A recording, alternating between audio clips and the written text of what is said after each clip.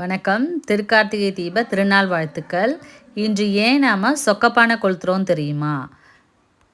பிரம்மாக்கும் விஷ்ணுக்கும் தாங்கள யார் பெரியவங்க அப்படின்ற போட்டி வந்தது. இதனை அடக்கிறதுக்கு என்ன சிவன் ஜோதி பிழம்பா தோன்றி யார் என்னோட அடிமுடியை காண்கிறீங்களோ அவங்களே பெரியவங்க என்று சொல்ல, பிரம்மன் அன்னப்பறவை வடிவம் எடுத்துட்டு வானுலகத்தில் பறந்து போகிறாரு. விஷ்ணு வராக அவதாரம் எடுத்து பாதாள லோகம் செல்கிறாரு. 2 பேராலையும் பார்க்க முடியல. திரும்ப சிவபெருமான் தான் முழு முதல் பரம்பொருள் என்று உணர்ந்தனர். சிவன் ஜோதி வடிவம் எடுத்த நாள் தான் திருக்கார்த்திகை நன்னாள். இன்னைக்கு திருவண்ணாமலையில் சொக்கப்பானை கொளுத்துறது இல்லை. ஏன்னா ஏற்கனவே சிவன் அங்கே ஜோதியாக தான் இருக்கார்.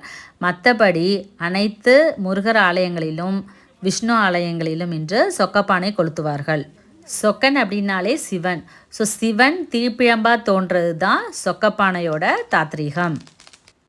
பனை ஓலைங்களை கோவிலுக்கு முன்னாடி கட்டி உயரமான கூமு மாதிரியான அமைப்பை உருவாக்குவாங்க. சாயந்தரத்தில் சுவாமி எழுந்தருளி இந்த சொக்கப்பானை கொளுத்துதல் நடக்கும்.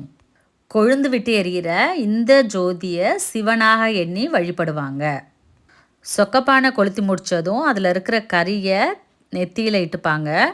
அதில் இருக்கிற சாம்பலை எடுத்துகிட்டு போயிட்டு வயலில் தூவினா அந்த வருஷம் விளைச்சல் அமோகமாக இருக்கும் என்பது எல்லாரோடைய நம்பிக்கை. கார்த்திகை மாதம் அந்து பூச்சிகள்லாம் அதிக அளவில் இருக்குமா. இந்த சொக்கப்பானை கொளுத்தும்போது அதில் இருக்கிற தீப்பிழம்பில் அந்த பூச்செல்லாம் வந்து விழுந்து இறந்துடும் அப்படின்னு சொல்கிறாங்க. இந்த வீடியோவில் நம்ம பார்த்துட்ருக்கிறது பாண்டிச்சேரி மூலக்குளம் பாவேந்தர் நகரில் இருக்கிற முத்துமாரியம்மன் ஆலயத்தில் சொக்கப்பானை கொளுத்துற நிகழ்வை தான் நாம் பார்த்துட்ருக்கோம்.